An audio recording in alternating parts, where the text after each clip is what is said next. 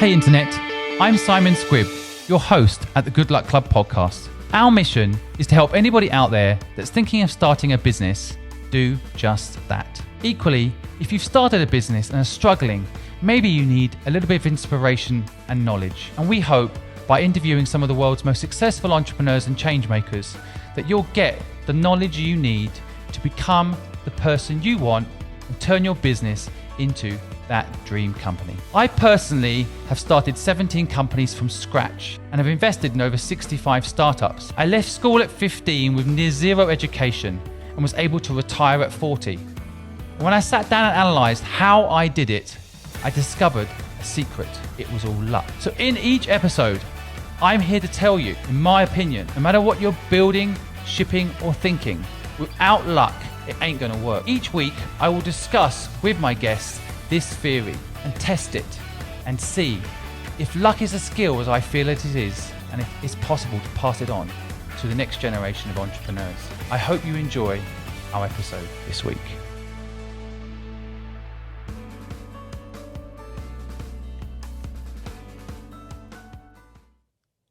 My guest today is Deborah Kan.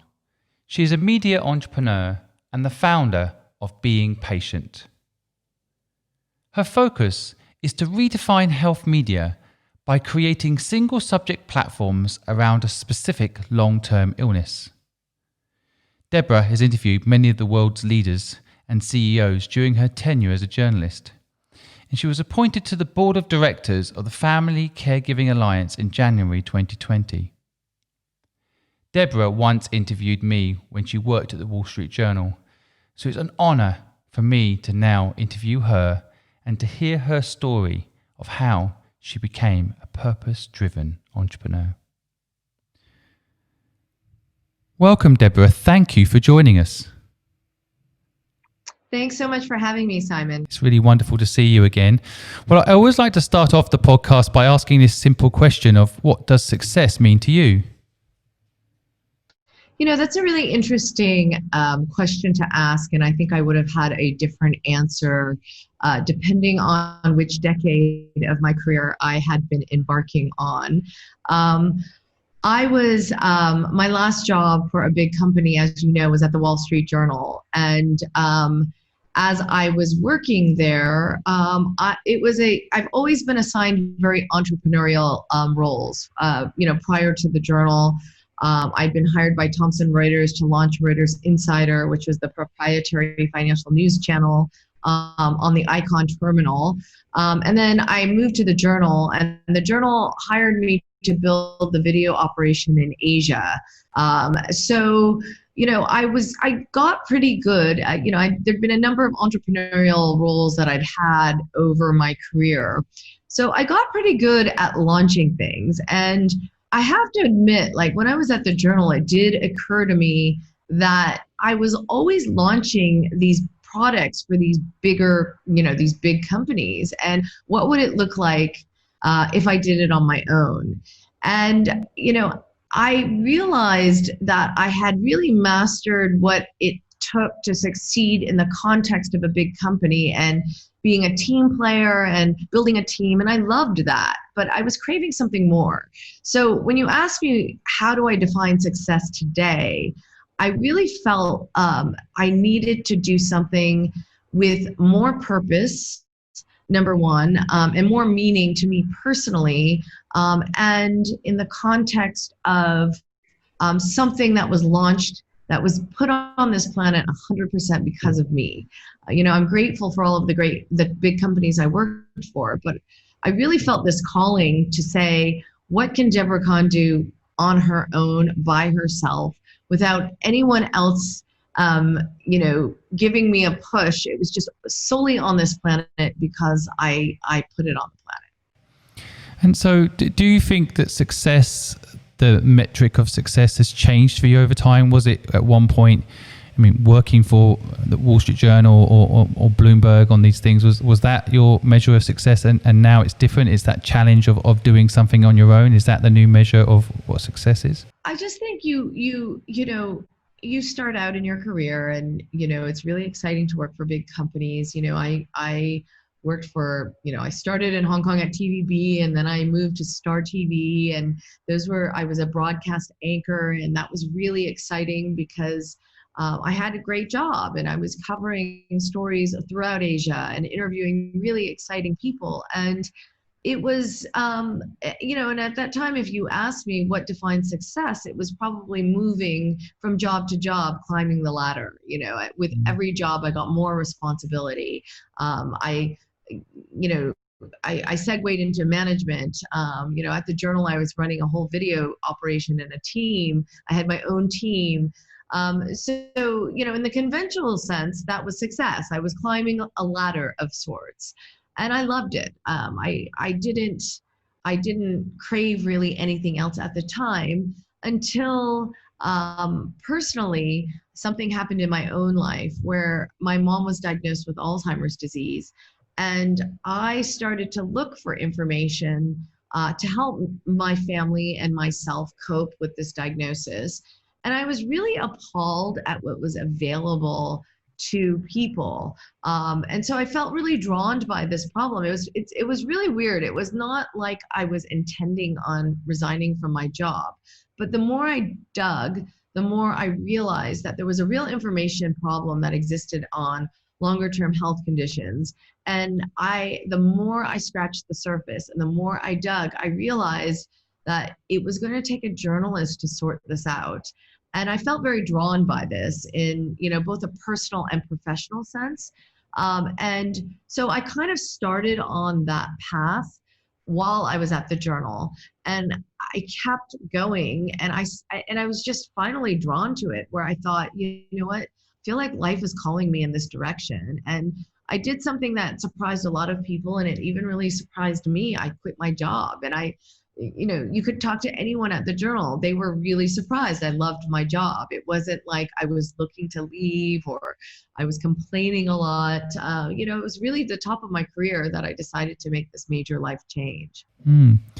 Well, I think it's not an easy decision to make such a big change, but it sounds to me like you found a very big purpose, something that really means something to you. Now, just for the audience listening, I will put in the link in the comments a very moving video that Deborah's done about her journey, which I definitely recommend you listen to. But maybe tell our listeners, was it just that calling came and that redefined your new direction? Well, it was really, how do I describe it? I wanted to know, when your mom is diagnosed with a neurodegenerative disease, you want to know, how far away are they from a cure? What are they looking for? I mean, I didn't know anything about Alzheimer's disease. As a family, we were thrown into this, and it was my mom all of a sudden started forgetting one too many times the code to our house alarm, which we haven't changed since I was a child, or her ATM card was getting eaten 3 times in 1 week because she couldn't remember the number. Her number processing is what went first. And, I remember the day that she got the diagnosis, and my sister called me, and I was at work and told me, and it was, it really just is, when you have a confirmed diagnosis, you feel helpless, and because it's a disease without a cure. So it set me on this journey. I started to call researchers around the world and asking that, I'd read a research report and I'd call them and say, can you explain this to me? My mom has Alzheimer's. I work for the Journal, but I'm calling on a personal level. And I found that there was a lot of information out there that was so useful, but it didn't exist in any one place. And I think the calling was that how unjust it was that people live with long-term illnesses like Alzheimer's for a decade or more, and they don't have an accurate, good source of information. And as a journalist, I was able to uncover, one, it was an information problem. No one was explaining to them the scientific research in a language that they could understand. But 2, it was a connectivity problem. Like, patients and caregivers felt extremely cut off from the expert community of doctors and researchers. So we really, I just felt very drawn by, can I move the needle on this? Because it's a problem. And I could see it through my own family's circumstances that it was going to be, it was a problem. And I really felt like I had the skills to really tackle this one. I think your story is very interesting. I think it's I guess for my listeners out there that are either thinking of becoming, let's say, entrepreneurs, and I see you as an entrepreneur. You've got your own media business, and on top of, I guess, this very important purpose, being patient. Platform that you're building. And I think, for a lot of people out there that want to start a business, often they're thinking about an idea and what to do. I'm wondering, from your process perspective. So of course this situation happened with your mother. You realized that there's not enough information out there to help people understand what's really going on, including yourselves. And so you decide to start this Being Patient platform. But is it an overnight thing? Was it, a lot of agonizing? Quitting a job that you had is not easy. That you Not easy. Yeah, for the listeners out there, I mean, Deborah interviewed me years ago in Singapore. We were at a startup conference, but you were a big deal. You had a very high profile position, well respected. I mean, giving all that up must have not been an easy decision, and even now must bring its moments where you must miss it. I mean, in some ways I do miss it, but I'm still using my journalism skills. I interview people every week, and I was pretty realistic. I think the thing that I did do right, I mean, I've done a lot of things wrong, but the thing that I did do right was I admitted to myself right off the bat what I didn't know. And I thought really hard and quickly, how do I fill in the gaps of knowledge of things I don't know? So for example, because I've always worked in the context of a really big organization, a big company, a lot of things were taken care of for me. So I didn't have to worry about building audience. The audience already existed. I mean, what a luxury, right? I didn't have to worry about the social media component to things because we had a whole team of people who did that for us. So I didn't have to worry about how to build audience and metrics per se, because that was all part of what a big company gives you. So I realized really quickly what I didn't know. And I thought to myself, well, first of all, while I was at the Journal, I spent about 8 months researching on my own time where the problems were with information along a longer term health condition. And I thought, so I spent a lot of time on my hours off interviewing patients and caregivers, primary care doctors, and researchers to really understand where they felt the problems were. And that actually became the fundamental base of how we built Being Patient. We took the problems and we created a new formula to address the problems. So the second thing I did was I went to work for another startup who they built it was called News Deeply, and they built single subject topics along niche news topics. So for example, Syria deeply, water deeply. And it just so happened, I knew the woman who founded the company, and she said, would you ever consider coming and starting Women and Girls? Because the Gates Foundation actually was interested in funding a platform on women and girls in the developing world along education, crisis and conflict, and health.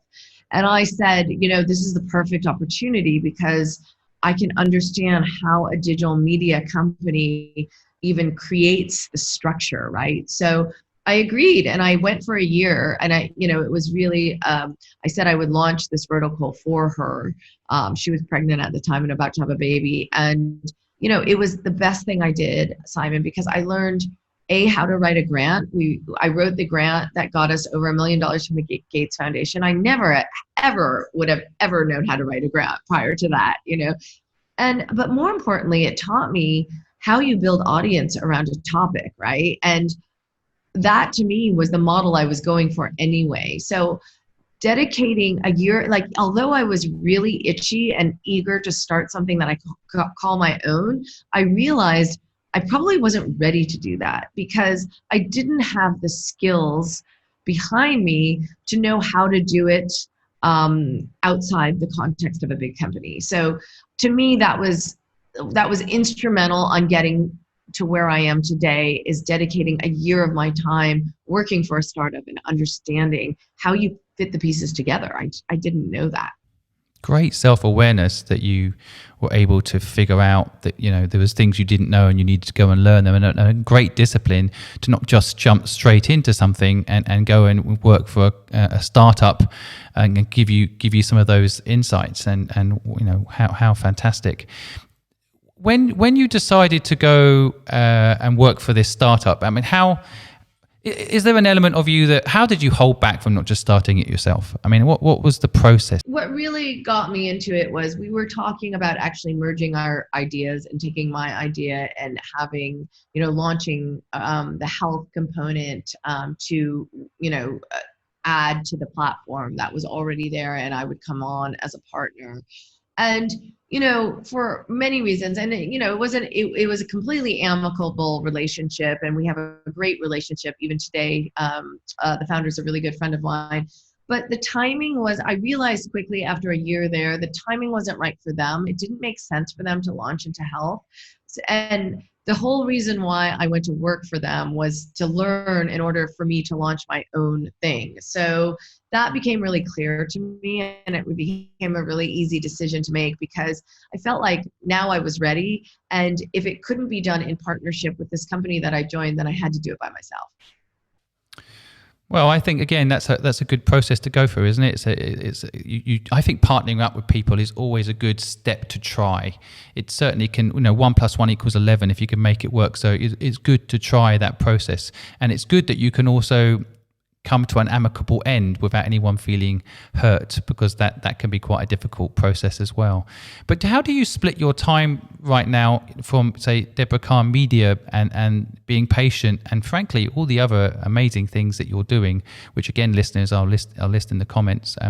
But how do you split your time amongst these things? How does it play out? Being patient is part of, Deborah Kan Media is my umbrella company, and Being Patient sits under it. So it's just a product of Deborah Kan Media. And the reason why we did that is because, well, first of all, we decided to be a public benefit corp. So we're what's known as a B Corp in the US. I also have a Hong Kong company, but we're really the reason why I chose a B Corp is public benefit corp is because we're really mission driven. I mean, the whole reason why I started this is to really create a new formula for health. I never really got into this saying, oh, I'm going to be a unicorn and I'm going to make $1 gazillion. I mean, that to me, in fact, I funded this I took money that I had put away, and I continued to do media projects for the likes of Bloomberg and other people. And every cent I made, I put back into my media company, because some people would say, well, you're crazy. Why would you do that? Like, you should keep the money, and then there'll be other people who will invest in you. Maybe, but to me, I did not want to go out to investors until I understood I had something that really worked. And I purposefully did not spend money on advertising, because in today's digital media world, we all know anyone can pay for an audience. That doesn't necessarily mean it's working, right? So for me, it was very important to start off and say, look, I want to know what my audience wants and what they're going to reject. And that's going to make us even better and stronger. So I made the very calculated decision to not put a single dime into advertising. And so all of our growth is organic. And I said, I'm going to give it 2 years. And if I can't attract an audience, or if it's pretty flat or, plateaued growth, then I'll know it was maybe something I wanted to do, but it wasn't right for this world. And that would be fine, because I had committed a certain amount of money where it was an experiment. Well, the growth has totally blown me away and just gone beyond my expectations of what we would be. We plotted our growth, and it's just like, vertical line up. So to me, that tells me I've created, it's kind of my own way of testing my product, right? Is it worthy or not? Well, you tell me. If it's worthy, people are going to come. They're going to, we're going to grow audience. And if it's not, then I'll know. And that's okay, because at least I tried. So I always had that in the back of my mind. Like, it's okay if I fail, but I don't want to ask anyone for it. Because to me, it would almost feel, and this might be a journalist and not a businesswoman talking, but it felt wrong to me to ask people for money for something I wasn't sure was going to work, right? So I just decided this was an amount of money that I could put into this, and let's see if it works. And I've proven it. Now actually we're just starting to raise money and, go to and get grants and foundations and whatnot. And I have a really great story because I can show them this is something I believe, and this is now the proof. And, when you look at our audience growth, I'm so proud of, and I always say, like you asked me in the beginning, well, how do you define success? Well, it's actually changed my opinion of how I define failure, right? Because let's say being patient went away tomorrow, I wouldn't call it a failure. We've provided a lot of people with better information than what they can get. Have I made gazillions of dollars yet? No, but that was never the intent in the beginning. I've never been driven by money per se. So to me, that's not my definition of success. But I know a lot of investors would look at me and say, well, were you successful or not? How much revenue are you drawing? Again, it's redefining it. It's like, that's not my, yes, I hope we can draw in major revenue because that's what's going to feed the editorial and keep it alive and independent, right? We need to find a revenue source that actually pays for our journalists and pays for the quality journalism that we're offering people. But it's never been about, oh, I have to make massive profits, otherwise I'm a failure. And I think that actually as an entrepreneur helps you. I mean, in a weird way, it helps you because you're not limited to that one benchmark of how much money am I going to make. I could not agree with you more, and it's the reason it's my opening question in my podcast, because it's always fascinating to hear. You can almost see people's life stages through what they define as success in some respects.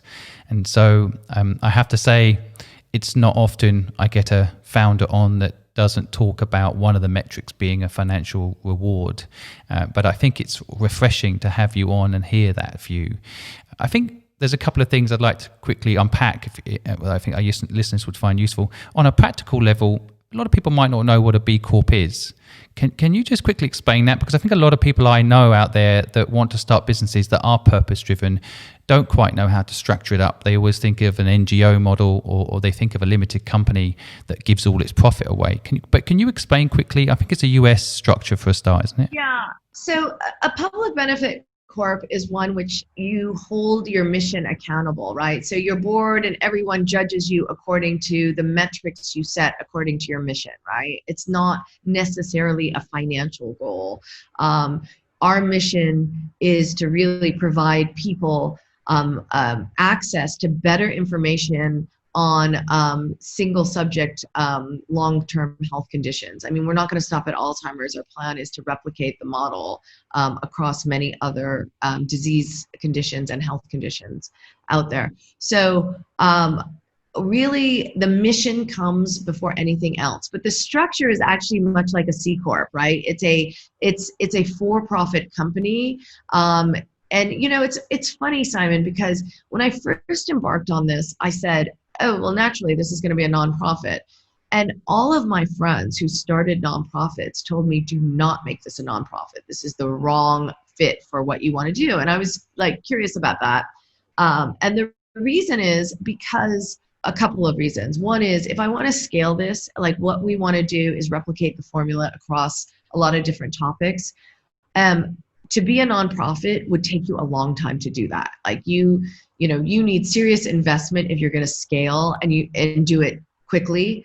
That was one of the reasons. And the other reason was, nonprofits change your role. And this is a good friend of mine said, you're going to become a fundraiser. And I hate asking people for money. I'm a journalist. I know I'm going to have to do, I am doing it. And I know I have to do it inevitably, but to change my role into really the fundraiser didn't make sense to me. It's what I like least to do, So actually I followed the model that I learned at News Deeply, which is a public benefit corp, which is just basically, look, we exist for our mission.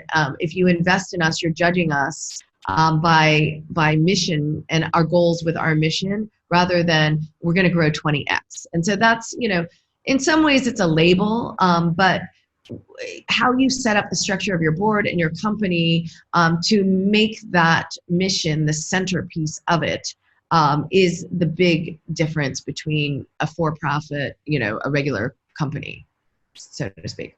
That's a great insight for people out there. I think a lot of people get confused about that, and I think there's an element of, if there's in any way not a charity registered number, it's hard for you to push the concept of help within the infrastructure or as a charity, but then there's a concept, then you're making profit out of this problem, are you? So that must be also sometimes a conversation you end up in. Well, not really, because we're not making any profit right now. But no, you have to think of it like, I like the example of Patagonia. The outdoor wear company. Yes. Patagonia is a public benefit corp, right? They give a lot back to what they're so they have a lot they invest in the outdoors and giving back to nature and conservation. So I bet a lot of people don't understand that structure, though. A lot of people see that as a marketing gimmick for that brand. Yeah, and I'm sure maybe people do. It really made sense for what we want to do now. And I just realized too, if I wanted to scale this and eventually, under Deborah Kan Media, there are 10, 20 different verticals. You need to scale that. You need investment. You're not going to do it as an NGO. It will take you forever to do it. Imagine raising money for every single vertical. So for me, I felt like, and I like to move pretty quickly, and I felt like what we need to focus on and what I'm investing in is the formula, right? And so when we figure out the formula, we're going to be able to replicate it. And that to me was the most exciting part. It's like, okay, what can we do differently that doesn't exist and that really highly impacts people? Also, the other thing that was funny too is Public Benefit Corp just kept coming up. People were like, oh, you're a natural public benefit corp, So I did a bit of research and I thought, yeah, this makes sense. Interesting also what you said about, are you thinking as a journalist when you say you don't want to ask for money and the whole process of that? It's interesting, isn't it? Because I think there is a self-fulfilling element there. If I think back to some of the people that you've interviewed, and I've also been lucky enough to meet, like Travis from Uber and Nathan from Airbnb, these guys, if they hadn't asked for money, then they wouldn't be able to grow the business. And so there's an element of that. Your platform is, I would argue, more important than Uber. I might get some hate for that. More important Airbnb. I think there's some truth to it. I mean, don't get me wrong. I think these are very useful platforms that do some good. But, there is an argument in a hierarchy of what's important, probably helping people through some very difficult situations that they face with some of the problems that you're highlighting, is probably more important than getting a slightly cheaper taxi somewhere. So, having... And actually, if I can just add to that, the irony of this is what got me on this journey is I did what everyone else does when they face something they don't know a lot about. They Google, right? And right.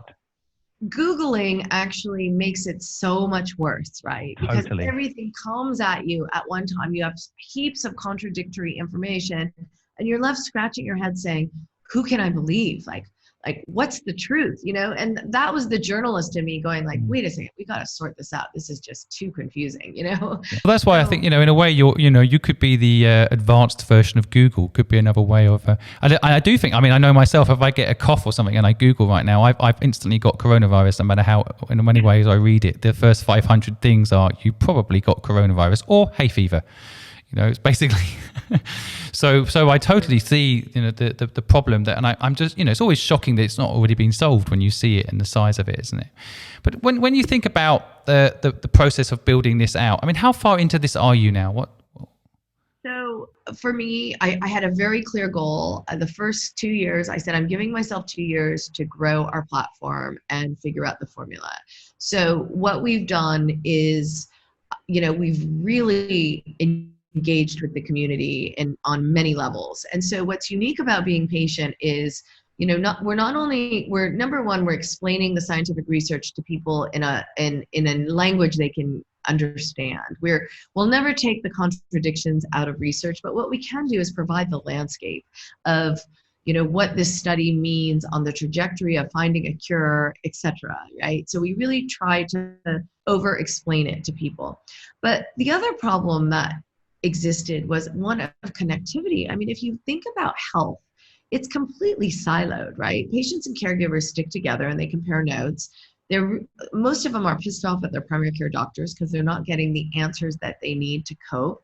And researchers, interestingly enough, told us they had not enough connectivity to the caregiving population. So we kind of scratched our head and whiteboarded out like, okay, well, what would it look if we took these complaints and problems and created a new digital platform? So not only are we informing people, but we're connecting people. So how do we do that? We have weekly live talks with experts from around the world. I mean, we all know about the COVID crisis. You know, recently we got one of the top doctors at Cleveland Clinic to appear on our platform to talk about COVID and dementia. You know, and what's wonderful is we allow, I mean, you know me, Simon, I've been an anchor in Asia for many, many years, but I actually allow, like, I like our audience questions to dictate where the interview goes. It's not a prescription that I'm writing. It's more like, what do they want to know? Because here's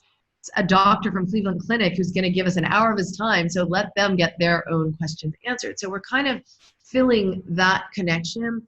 But more uniquely, one of the things, and you know, appropriate to our name, is I felt like the patient's perspective, like so many times in health, you have a very just didactic approach of this is what you should know, or you know, this is what I think as a doctor or an expert, and no one is really listening enough to the patient.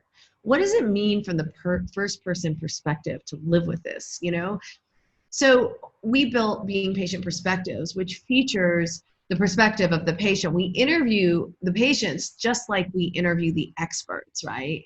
And then again, the caregivers, we have a specially dedicated first person narrative of caregivers sharing what they've learned on this journey. So what we're doing is we're taking the siloed groups and we're putting them and meshing them together for A, both conversation, and B, just an exchange and a resource of ideas and insights along those lines. So that was working so well. We even went one step further. We've actually added people with early stage Alzheimer's onto our team, both in the editorial team and an advisory team. So, you know, we're giving people a perspective that they're not going to find anywhere else. And to me, I think we're seeing huge value in that in terms of looking at the disease from a different perspective, but also understanding where the mistakes are made in diagnosis and where there's misconceptions, you know, around treatments and living with the disease. So it's packed full of information that even, you know, myself, who's now 2 years down the road, I'm like, wow, I didn't know that. I'm learning things all the time just by giving everybody a voice on the platform. I think it's very interesting what you're saying. It reminds me of startup land, where people build businesses and they don't ever actually ask the user enough. And the businesses that ask the user what do they need always do so much better. So in a way, you know, the patient is the customer. But I think somewhere along the line, and the caregiver. I mean, you know, especially in a neurodegenerative disease, I have to say the patient and the caregiver. But, you know, we're also seeing instances where we're actually informing the researchers and the experts, because the way that science is funded, they're all competing for the same dollars. So they don't necessarily share, but they want to know what other people are doing. So, you know, there's been several occasions where we've seen, or we've had researchers ask us to put them in touch with other researchers they found out with in our platform. And that makes me feel really good too, because that means we're just kind of bringing it all together. You know, collaboration is the name of the game. So yeah, I mean, you know, I can go on for a really long time in some of the things that we've seen, and it's really inspiring. And that to me too, I mean, I think that and the letters that we get from people keeps me going. I'm like, you're inspiring. You're inspiring. I think it's amazing what you're doing.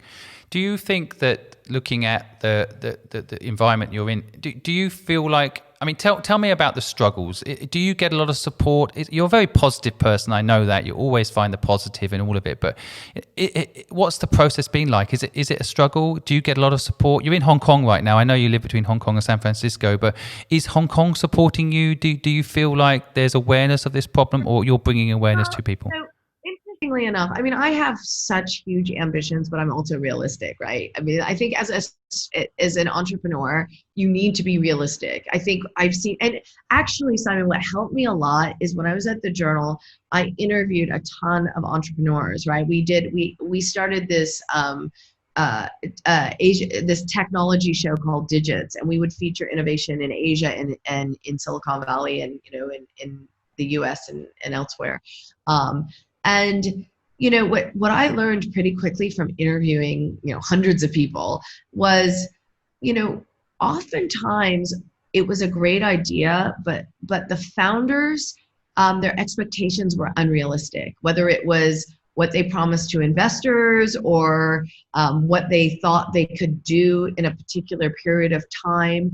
I saw that repeat itself a lot. So I actually had a lot of knowledge on why people fail. And I think that also helped me a lot through all the interviews I had done. And so what you're asking me is, well, what's gone really terribly wrong? Well, I mean, I'm sure that, I hate to even say this because I'm sure that there's something that's going to go terribly wrong, but, for the most part, I've surrounded myself, I learned really quickly, admit what you can't do, and it's okay, right? I can't be good at a lot of things, and that's okay. I'm not a business person. I'm a journalist. I've never built a business before. But what I did is, and what I learned was you need to fill in those gaps with people who know that, right? So I have the most incredible team of advisors, everyone from scientists to business people to business development, who are guiding me in that process. And, I will never pretend to know better in certain areas I don't. And I think that's crucial, because if you can't admit what you don't know, it's going to be really hard to succeed, right? And so for me, I knew that quickly by all the people I interviewed. It was like, if you can admit what you don't know, no one's going to blame you. I mean, think of how much work it is to be an entrepreneur. You have to do so many things. I'm wearing so many hats right now. I've never worked so hard in my life, and I'm spread so thinly, but I cannot be good at all of that. It's not possible. I mean, there's very few people. In fact, I'm not even sure there's a single person that's good at everything, So I think what I would say to other entrepreneurs is just admit your deficiencies right off the bat. No one expects you to be good at everything, but find the right people to fill those gaps in your knowledge and your skills and rely on them, and that's really, really helped me along the way. I think that's really good advice. I think there is an element of a lot of people out there that start a business that can't initially afford to perhaps have help. And I don't know how you've managed to recruit talent. Okay, well, I have to say, when you're mission driven, a lot of people come to you and volunteer their time, right? I mean, it is clear, we're building out a commercial model that will take, basically what we want to do. We're working on a commercial model on two sides. But the whole point of developing a commercial model is so that we could expand the journalism and the editorial, mission. So it's for me.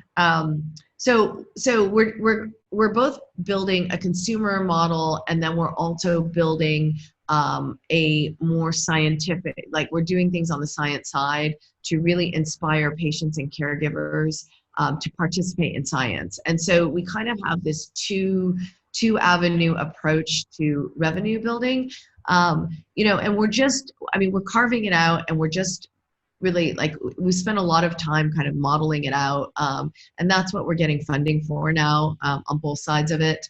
So stay tuned. We've had some really great meetings. It's kind of surprising, but I'm just embarking on asking people for money.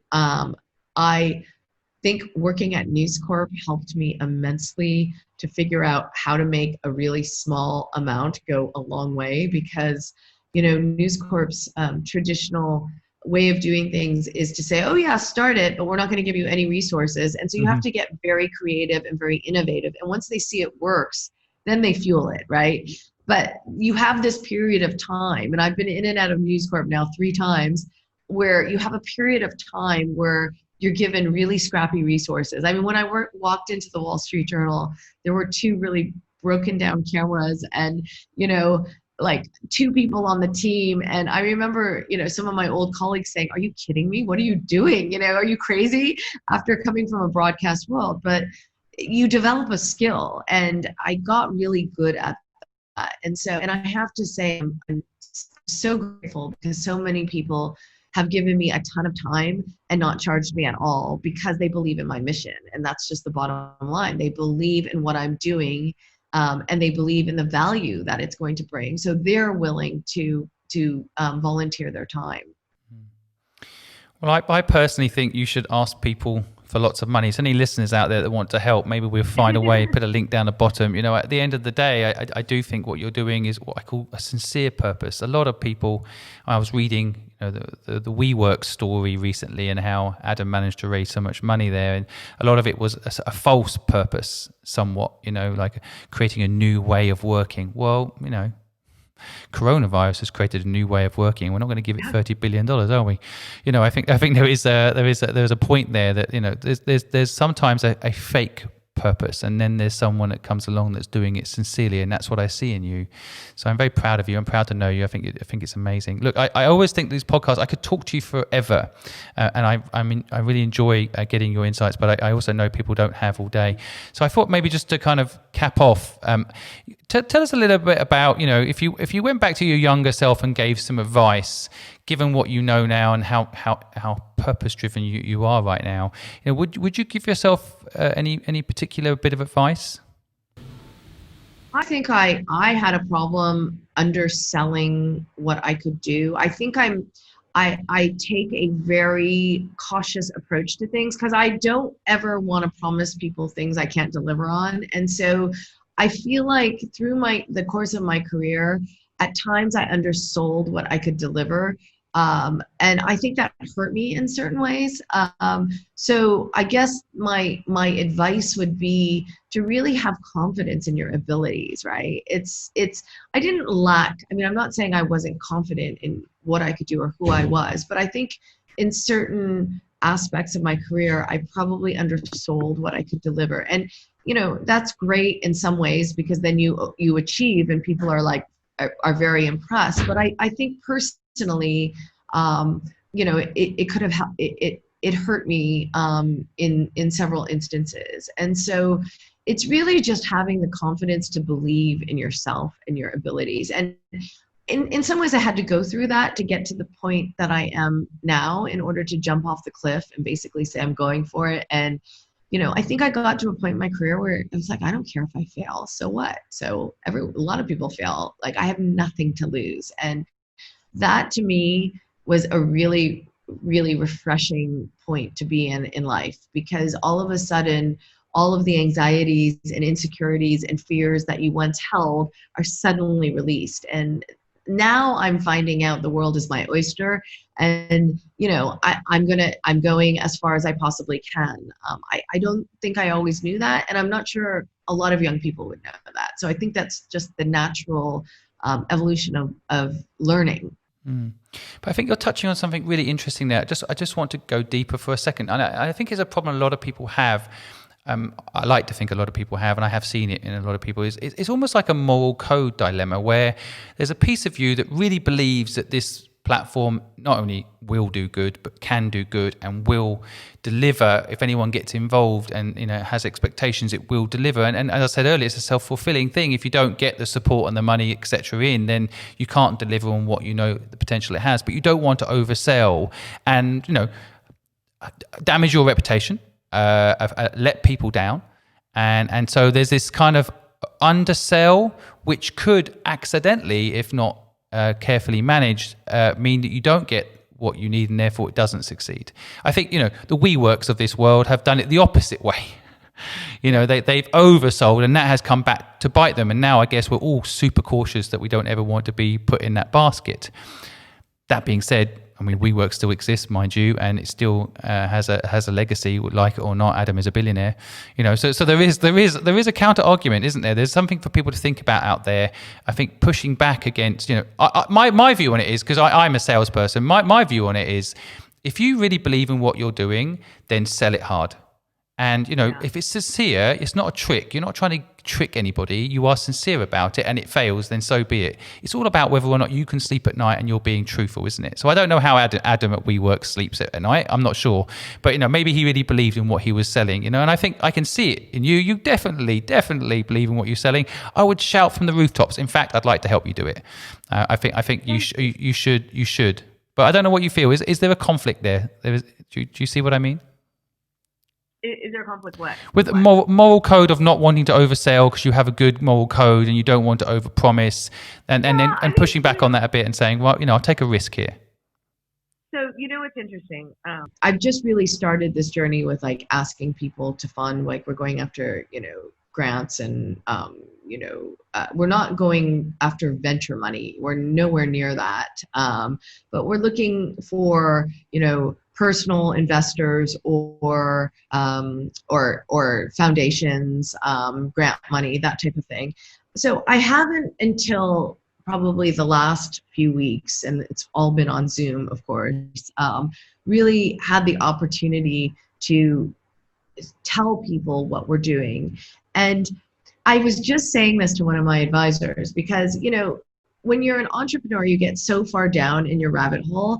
My fears have been, maybe I think what we're doing is incredible and great, but actually maybe it's not that great, because you lose perspective. You can't look at yourself objectively anymore because you're so far deep into the weeds. And so what's been amazing to me is, the last 3 meetings I've had incredible reactions from people who were asking to support us. And I hadn't even tested that water yet. So I didn't know what the reaction was going to be. But to me, I felt like, wow, that's really validating. If, you get people who are, you have an organization where people are asking them for money all the time. You were promised 30 minutes and you end up with an hour and 15 minutes of their time because they're captivated by your story, right? And they think what you're doing is worthwhile. So to me, I'm finding asking people for money not so painful, which I was really terrified of doing, because it's validating that we are doing something unique and people are listening and they're sitting up and they're asking lots of questions. And so in a weird way, it's kind of making me feel better, Yeah, well, that's wonderful to hear. I think, again, I know exactly what you mean. A lot of startups, I tell them sometimes, raising money, you can see it as a way of validating what you're doing. And don't see it as asking money, seeing it as a way of getting feedback. Because people giving money, they're definitely very critical before they do that. People are very honest about it. If you just tell someone in the street, I'm doing this, well, that's lovely. You ask them for £10 because you're doing this, then they'll either walk away because you're weirdo or want to know more. And that's good. That's a good stress test, right? I think the money I invested for the first 2 years was well worth it, because it created the data points that I needed to prove to people that we're moving the needle. And without that, I'm not sure it would have been as strong or compelling a story, because I come armed with heaps of proof that what we're doing is moving the needle in a lot of different areas. And taking that time and investment to prove that, I think, was well worth the investment. Yeah, well, building the foundation of the platform makes a lot of sense in that context. Why not do a crowdfunding campaign? I'm sorry? Why not do a crowdfunding campaign? Well, we have a donation page up, but what we're doing now is we're going to do a contribution campaign. So we're using, with each piece of content you see, we're going to ask people to contribute. And if they want more access to experts, we're building an Ask the Expert Anything platform. That's more like, instead of Ask Me Anything, it's more Ask the Expert Anything, dedicated to brain health and dementia. And so we're going to give people more access to premium products if they want to subscribe. Otherwise, we're saying just contribute or don't. We're not putting a gun to people's heads and saying we're blocking. I had a hard time.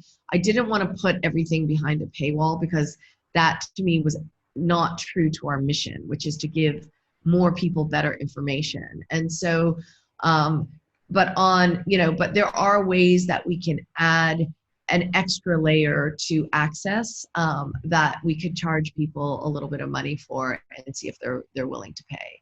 But right now we have a contribution campaign. Maybe I should just do a full out, GoFundMe or something. I don't know. I just haven't really had. I thought about it, but I just haven't put it to practice. Well, look, it's been wonderful chatting to you. I've really enjoyed it. For anyone listening out there, we'll put all the information on what Deborah's doing in the links below. You can also donate. I think that would mean a lot to Deborah and to her community. So please support in any way you can. I want to just sum up some of the things I've taken away from our chat. I love the point you made a few times, and it's very, very important people understand it. It's admit what you don't know. I think that's such a great takeaway and such a good point. I think getting experience via others is also a brilliant way of learning. I personally have dyslexia, so I can't read books. So instead I ask people what they thought of that book. I get 17 views on the same content. So, basically getting that insight can mean instead of reading that book, I've got 17 different views on the same content. That sort of experience learning that Deborah went through, where she invested a year working in another meaningful business, another purposeful business, and learning along the way via that investment, I think is just tremendous bit of advice. I believe don't undersell, and I think that's something a lot of people struggle with. I'm married to a creative person who's incredibly talented. She never wants to tell anybody what she's done, and so I can relate to the problem. And I think Deborah's point there, that push and pull, going back to her younger self and maybe being a little bit more pushy, is good advice. So again, thank you, Deborah, for your time. Thanks for coming on. We didn't get to talk about luck, which is a fantastic thing. We are the Good Luck Club, but we've had such a great time talking about everything else. We don't need to talk about luck today, but I feel lucky to have had you on the show. I feel lucky to have known you, and I think the universe is lucky to have you working on this stuff right now. So thank you very much. Thank you so much, Simon. Thanks so much for your time and for your questions and really featuring being patient. So appreciated. Not at all. Thank you for listening to the Good Luck Club podcast. We know you have thousands of podcasts you could be listening to, and you've chosen us. We, of course, feel lucky. If you want to hear more, please go to thegoodluckpod.com or go to any of our social media pages and share with us your views, your insights, and any way that we can improve what we're doing to make it a better experience for you. We wish you the best of luck.